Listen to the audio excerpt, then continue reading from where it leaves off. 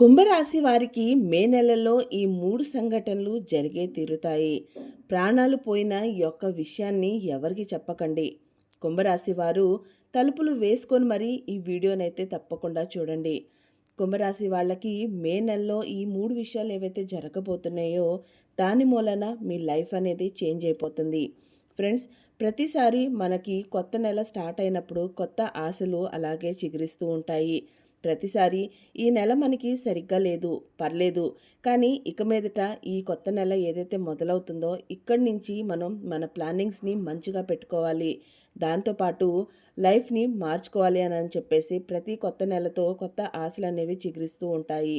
కానీ మనం చేసే పనుల మూలన కొత్త నెల కూడా పాత నెలలాగానే మారిపోతుంది.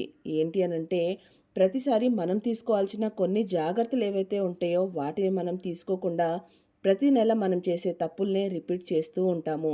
దాని మూలన చాలా రకాల ఇబ్బందులు మనం పడుతూనే ఉంటాము. కాబట్టి మనకి తెలిసి తెలియక చేసే పొరపాట్ల మూలన మన పరిణామాలు ఏదైతే మనం ఊహిస్తామో ఆ విధంగా రానే రాదు. కానీ ఈ నెల మీకు చాలా బాగుంది. 4 అతిపెద్ద శుభవార్తని వింటారు. దాంతోపాటు 3 బ్యాడ్ న్యూస్ కూడా ఉంటుంది. ఈ రాబోయే 30 రోజుల్లో మాత్రం మీకు చాలా మంచి అనేది జరగబోతుంది. చాలాసార్లు మీరు కూడా చాలా ఫెడప్ అయిపోయి ఉన్నారు. నెలలు మారుతున్నాయి, కానీ ప్రతి నెల మనం చేసే తప్పులు మాత్రం సేమ్ ఉండటం మూలన మనకి అది ఎటువంటి రిజల్ట్ని అయితే ఇవ్వలేకపోతుంది. సో మనం చేయాల్సిన అతిపెద్ద పని అది మార్చుకోవాల్సిందే.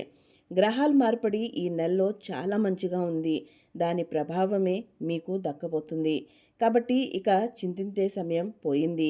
సంతోషం పడే సమయం ఆసనమైతే అయింది. కొన్ని విషయాలు చాలా జాగ్రత్త పడాలి. కొన్ని విషయాల్లో మీరు కానీ జాగ్రత్త పడకపోతే ఇందాక మనం తెలుసుకున్నట్టుగా 3 బ్యాడ్ న్యూస్ ఏవైతే ఉన్నాయో అవి జరిగే సమయం అయితే ఉంటుంది. కాబట్టి ఆ అవకాశం రాకుండా ఉండేలాగా చేసుకోవాలి. ఎటువంటి తప్పులు చేయకుండా ఉండాలి. ఫ్రెండ్స్, మీరు శనిదేవుడు ప్రభావంతో ఎక్కువగా ఇబ్బంది పడుతూ ఉన్నారు కాబట్టి మీకు చాలా అతి త్వరలో ఆ శనిదేవుడు ప్రభావం కూడా తగ్గుతూ ఉండే సమయం అయితే స్టార్ట్ అయింది. మీలో ఎవరైతే శనిదేవుడిని ఎంతో మనస్ఫూర్తిగా కోరుకుంటారో, ఎంత బాగా అయితే ఆరాధిస్తారో కమెంట్ బాక్స్లోకి వెళ్ళి వెంటనే జై శనిదేవాయ నమః అని రాయండి. ఎన్నిసార్లు అయితే మీరు అక్కడ రాస్తారో, ఎవరెవరైతే దాన్ని చదువుతూ ఉంటారో దాంతో మీకు మరింతగా అనుగ్రహం మీకు మరింతగా చెందుతుంది. రాహు లగ్న భావంలో కూర్చొని ఉన్నారు కాబట్టి మీకు చాలా ఇన్స్పిరేషన్ ఉంటుంది. న్యూ ఐడియాస్ చాలా వస్తాయి. నేను ఇలా చేస్తే బాగుంటుంది, అలా చేస్తే బాగుంటుంది అని మీకు చాలా రకాల కొత్త కొత్త ఆలోచనలు అయితే ఈ నెలలో వస్తాయి. మీలో చాలా ఎక్కువగా కాన్ఫిడెన్స్ లెవెల్ అయితే పెరుగుతుంది. మనం తీసుకోవాల్సిన కొన్ని విషయాలు ఎలాంటి అంటే, మనము ఈ పని చేయాలి అని అనుకుంటే అది వెంటనే చేసేసేలాగా కాకుండా కాస్తంత ఆలోచించాలి. ఐడియాస్ అనేవి చాలా రకాలుగా వస్తూ ఉంటాయి. మనం అన్నీ చేయాలి అని చెప్పేసి ఊహలో ఉంటూ ఉంటాము. రాహు మమ్మల్ని చాలాసార్లు మనల్ని ఏంటంటే భ్రమిస్తూ ఉంటుంది. అంటే మనకి ఆలోచనలు వచ్చినప్పుడు, మన సెల్ఫ్ కాన్ఫిడెన్స్ బిల్డ్ అయినప్పుడు చాలాసార్లు ఆ కాన్ఫిడెన్స్ కాస్త ఓవర్ కాన్ఫిడెన్స్గా మారిపోతుంది. కాబట్టి భ్రమ అనేది పడకుండా మీరు తీసుకునే నిర్ణయం, ఆలోచన ఏదైతే ఉందో దాన్ని ఎంతో చక్కగా ఆలోచించి మరీ తీసుకోండి. మీరు ప్రతి ఒక్క పని నేను చేయగలుగుతాను అని చెప్పేసి ఎంతైతే మీకు కొత్త కొత్తగా ఐడియాస్ వస్తాయో, ఎంతైతే సెల్ఫ్ కాన్ఫిడెన్స్ పెరుగుతూ ఉంటుందో దాన్ని ఒక లిమిట్ వరకు ఉంచుకోండి.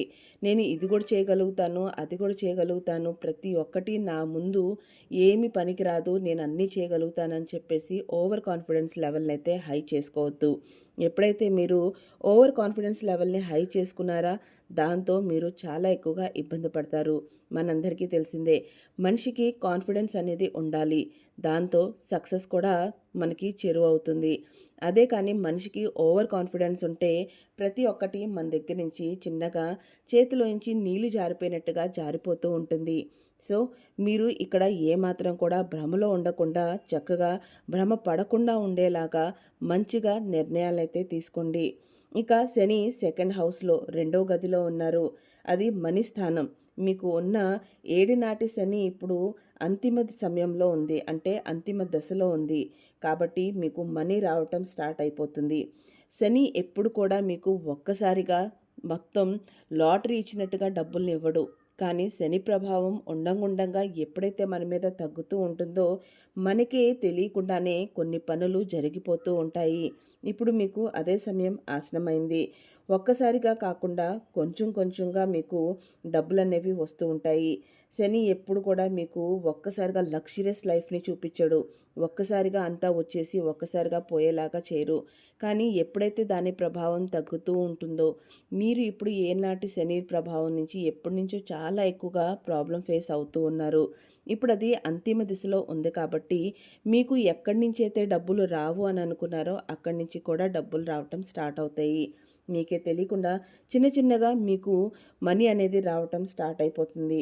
ఇక మీరు ఎప్పుడు కూడా మనీ కోసం టెన్షన్ పడాల్సిన అవసరం అనేది లేకుండా ఉంటుంది. ఎవరైతే మీకు ఇక ఈ మండు బాకీ పడిపోయింది, ఈ డబ్బులు కూడా మీకు రావు అని అనుకున్నారో, వాళ్ళే స్వయంగా మీకు ఎదురొచ్చి మరీ డబ్బులనైతే ఇస్తారు. ఎక్కడైతే మీరు ప్రాపర్టీ పరంగా ఎక్కడైనా మీ ప్రాపర్టీ ఇరుక్కుపోయింది అనంటే, చిన్నంగా దానికి తగ్గట్టుగా సమస్యలు అంటే ఎవరైనా మీకు అమ్మము అని చెప్పిన వాళ్ళు, మీరు కొనటానికి వెళ్ళినప్పుడు అడ్డపడిన వాళ్ళు, డాక్యుమెంట్స్ పరంగా సరిగ్గా లేని వాళ్ళు, ఫైనాన్షియల్ ప్రాబ్లమ్ ఉండి మీరు అది కొనలేదు అని చెప్పి హోల్డ్‌లో పెట్టినవి, ఎటువంటి ప్రాపర్టీస్ అయినా సరే, మనీ అయినా సరే మీకు ఇక్కడ ఎక్కడి నుంచి రావటం స్టార్ట్ అయిపోతుంది. మీకు అర్థమే కాదనమాట.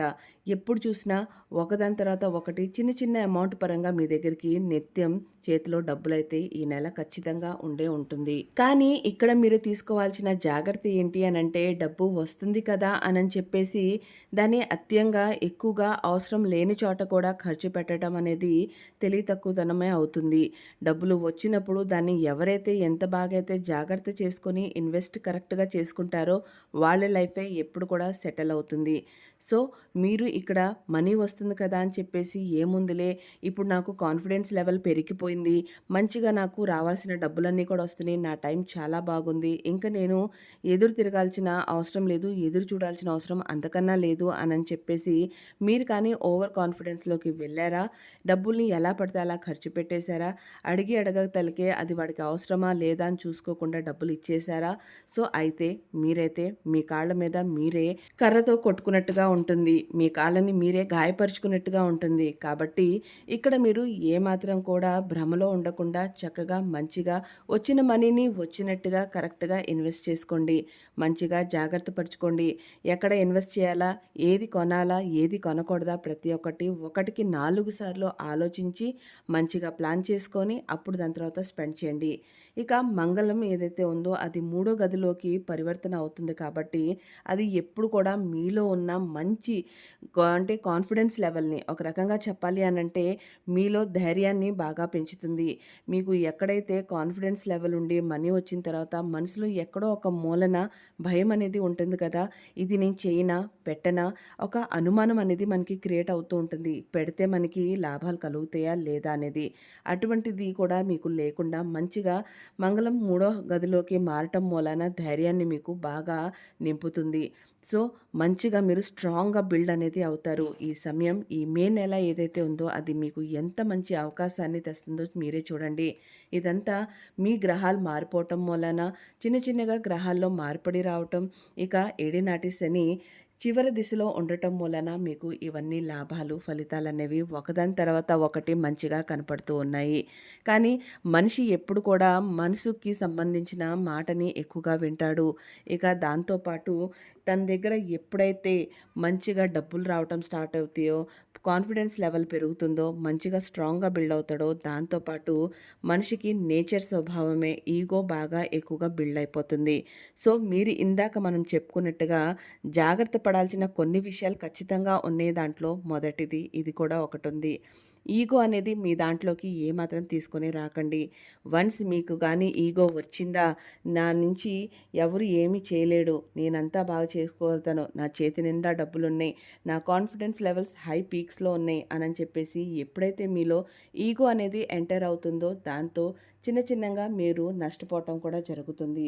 ఈగో ఎప్పుడు కూడా మనిషిని ఉన్నత శిఖరానికి తీసుకొని వెళ్ళలేదు. ఇంకా చెప్పాలి అనంటే ఉన్నత శిఖరాన్ని నుంచి కిందకి పాతాళంలోకి తొక్కేసిందే కాబట్టి ఎప్పుడు కూడా మనిషి అనేవాడు ఈగో అనేది తెచ్చుకోకూడదు. ఇక 14 మే శుక్రం ఏదైతే ఉందో ఆ శుక్రగ్రహం మీకు మిథున రాశిలోకి ప్రవేశిస్తుంది కాబట్టి 5వ స్థానంలో అంటే 5వ గదిలోకి అక్కడ ఆల్రెడీ గురువు కూడా ఉన్నారు కాబట్టి శుక్రుడు ఇక గురుడు కాంబినేషన్ ఏదైతే ఉంటుందో అది చాలా అద్భుతమైన కాంబినేషన్. దాంతో మనందరికీ తెలిసిందే గురువుకి స్థానం మరి ఎవరికి ఇచ్చేది లేదు. ఇక శుక్రుడు రాక్షసుల అధిపతి. ఈ 2 కలిసినప్పుడు మీకు పాజిటివ్, నెగెటివ్ వైబ్స్ అనేవి 2 కలిసి వస్తాయి.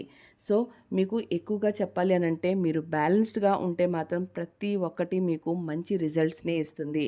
మీరు ఎటువంటైనా ప్రాపర్టీ కొనాలి అని అనుకున్నా, లేదంటే జాబ్ పరంగా ఎక్కడికి వెళ్ళాలి అని అనుకున్నా, మీకు ఈ టైంలో విదేశీ యాత్రలు వెళ్ళే సమయం కూడా కొన్ని ఛాన్సెస్ కూడా మీకు అందే అవకాశాలైతే ఉన్నాయి. ఎందుకంటే గురువు మనకి ఎప్పుడూ నేర్పిస్తూ ఉంటుంది. శుక్రుడు ఎప్పుడు మనకి లగ్జరియస్ లైఫ్‌ని ప్రదానం చేస్తూ ఉంటుంది.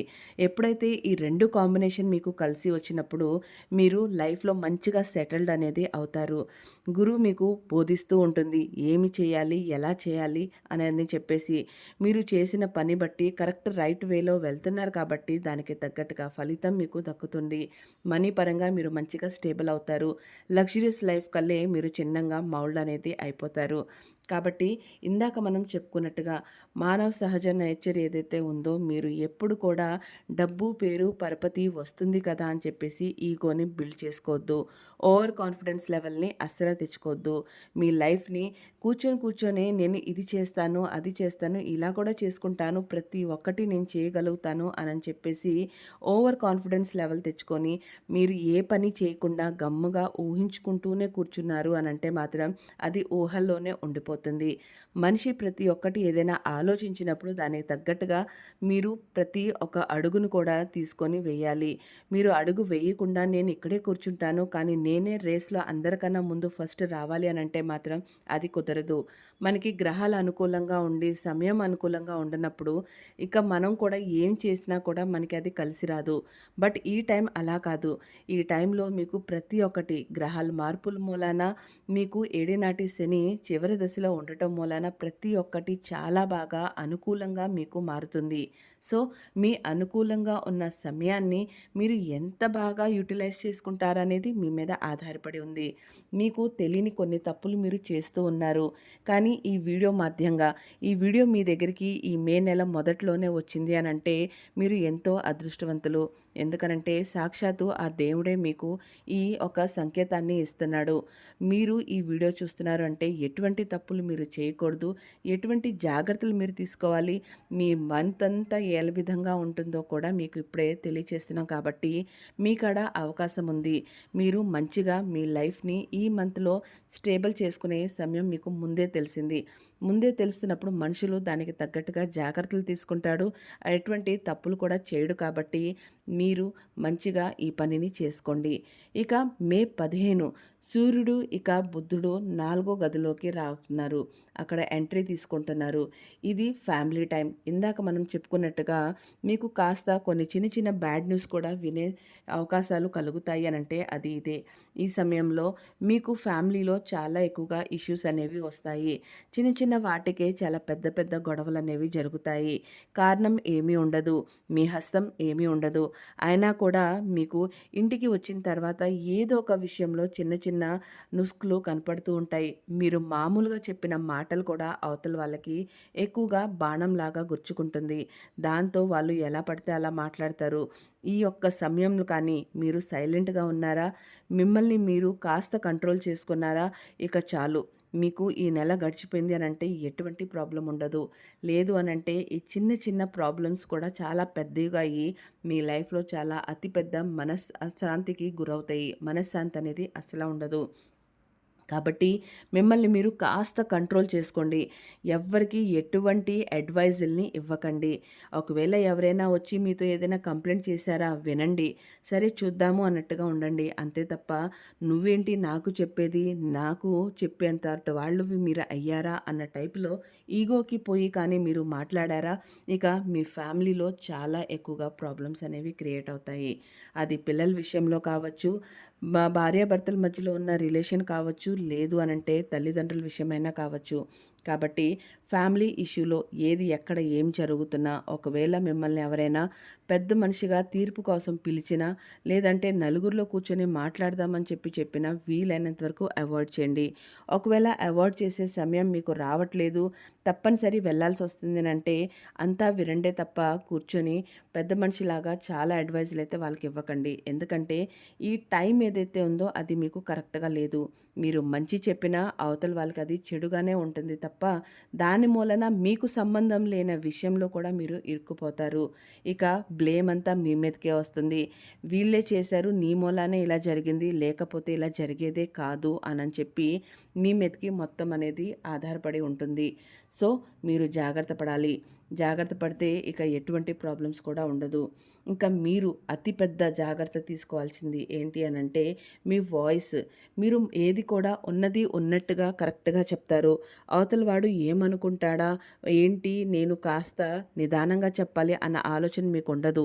మీరు ఎప్పుడు కూడా ఉన్నది ఉన్నట్టుగా కరెక్ట్‌గా స్ట్రెయిట్ ఫార్వర్డ్‌గా చెప్తారు కాబట్టి అది అవతల మనిషికి చాలా కరెక్ట్‌గా చెప్తున్నా కూడా అది మాత్రం వాళ్ళకి ఏంటి వీడు ఇలా మాట్లాడుతున్నాడు, ఏంటి ఇట్టా అరుస్తున్నాడు అన్నట్టుగా మిమ్మల్ని అపార్థమే చేసుకుంటాడు.